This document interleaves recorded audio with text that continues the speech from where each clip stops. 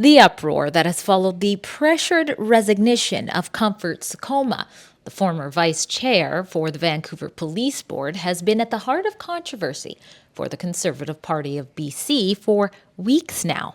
And not just because she's a proud Nigerian Canadian that was cancelled and vilified for expressing pro Canadian, pro parent, and Christian views, but more recently due to the opposing side of the political fence that the BC's Conservative Surrey South MLA Elenore Sturko has opted to stand on regarding the issue, and opposite to that of many of her peers. Does the moral rift signal that the BC Tories are no longer the grassroots conservatives that so many had hoped and voted for? Has their leader John Rustad handled concerns over Sturko's support for Sakoma's cancellation adequately? And as Ms. Sakoma has pondered in a recent statement, is Sturko a Manchurian candidate working to subvert the Conservative Party from within? I'm Drea Humphrey with Rebel News, and today we'll take a closer look as to whether or not Sturko's progressive past should have served as a predictor that such a rift was bound to happen. And then, in my next report, you'll see my interview with her party leader, John Rustad, to get his side of this story. Some of you may have already seen it.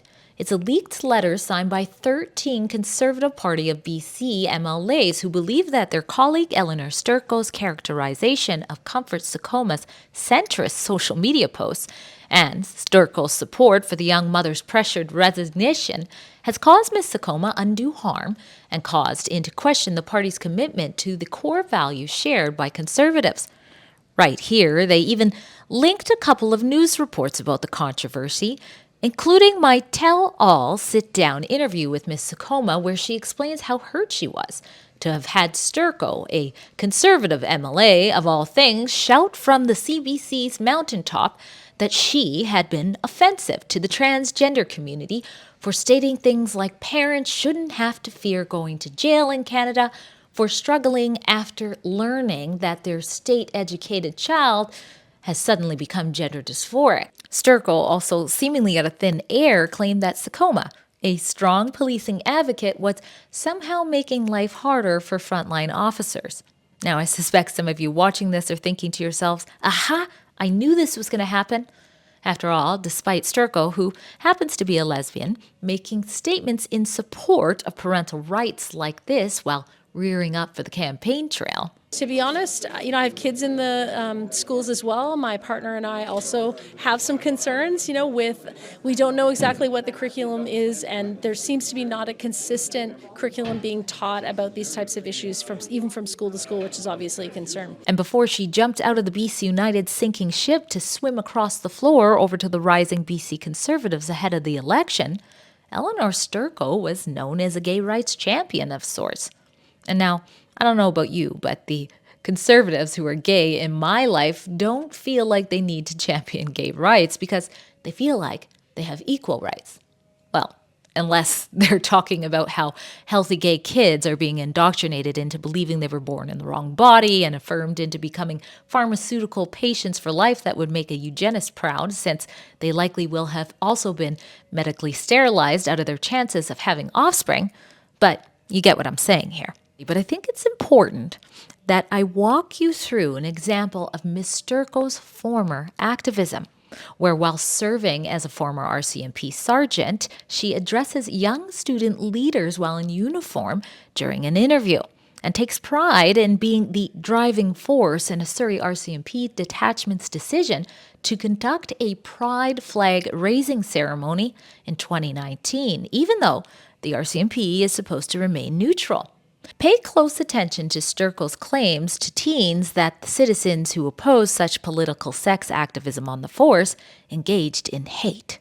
I'd actually pitched the idea. I said, hey, to our Sergeant Major, Shane Stover, and I said, hey, listen, let's ask the officer in charge, our chief of police, if we can raise the pride flag. If there was ever a time, this is the best time because, the 50th anniversary and all this stuff. And I had been also invited that year to attend an international policing conference for LGBTQ2SI police.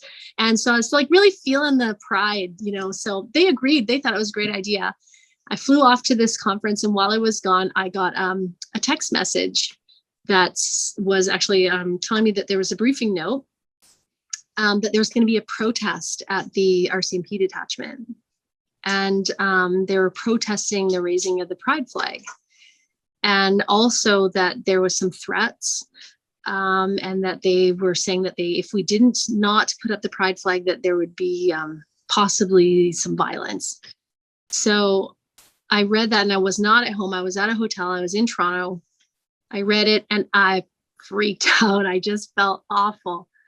Yes, I know about the protest that's planned, but listen, go ahead. Of course you're going to raise the flag. We're not going to let someone bully us. This is the right thing to do. And it's our chance to show leadership in the community. Anyway, so a couple of days pass and I'm home again, and it's our flag raising. And there was a protest here, and it was one of the most intense times for me. I never actually experienced that much hatred, certainly not in the last 25 years since I'd come out. But we had a lot of supporters there as well.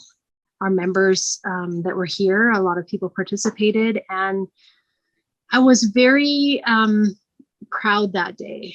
Proud that the RCMP stood up for the LGBTQ2SI employees and officers of our community too, to show the community, like, no, we don't back down to hate.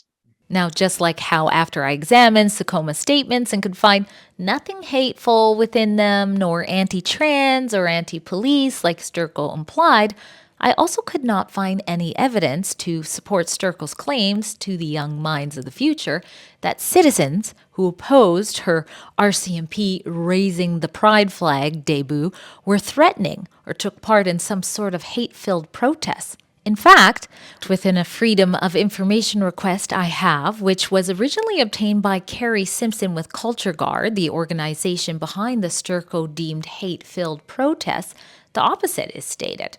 For example, right here in black and white, we see that the then Assistant RCMP Commissioner, Dwayne McDonald, reports to former RCMP Commissioner Brenda Lucky that the protesters and supporters were provided a safe place to voice their opinions and that there were no public safety concerns.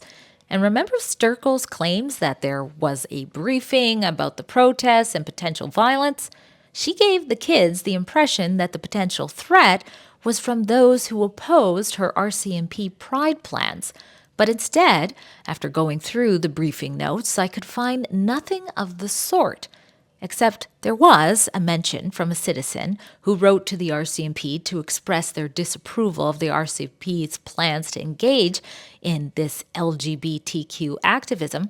And in that, they are the ones saying that the LGBTQ activists that will come out in support of it may be the threat. And quote, "Let Surrey RCMP stay neutral." The writer then claims to have been previously bullied at a different event by LGBTQ members and says the gang that was there was treating them with disrespect without reason, and that some of those activists shouted and defamed and mocked officers as well. Do you want to cause this kind of division with an aggressive agenda, they write? What? A rainbow love is love mafia being aggressive? Never. Go home, trans folks! Go home, trans folks! I am trans and I am a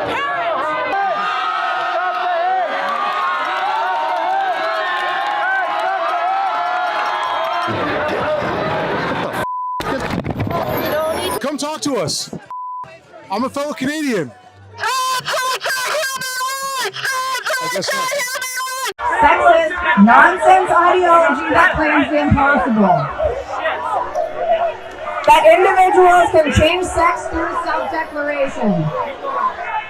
That claims it is possible to be born in the wrong body.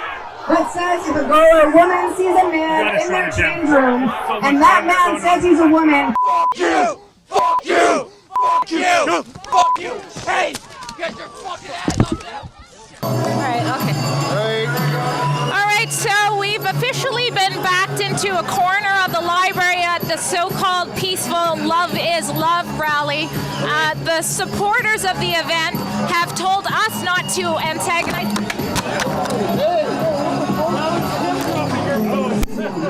Back off! Back off! You are intimidating me! Now, obviously, I reached out to Sturko and have given her ample time to provide clarification regarding what appears to be a pattern of her misinforming the public at the expense of citizens she disagrees with's reputations. And poof, she's ghosted me. Actually, more accurately, she's ghosted you, the public. Which brings me to another claim she made in the past that appears to not be holding much weight. And you know what? There are people like myself. I'm always open. My colleagues will tell you that regardless of the kind of email that comes in, the good, the bad, and the ugly, I always respond. I respond to emails, to phone calls. So what gives, Sturko? Are you a Manchurian candidate working to subvert the Conservative Party from within, as Sakoma fairly questions? Or have you just been itching for the first opportunity to rip off your Tory blue blazer and unleash the rainbow social justice warrior cape you buried until being re-elected? You know how to reach me. And until then, I'm Drea Humphrey for Rebel News. Hey, did you know that right now, for a limited amount of time, you can vote for me to be your favorite Rebel News reporter? And even if I'm not, you can still do that anyways.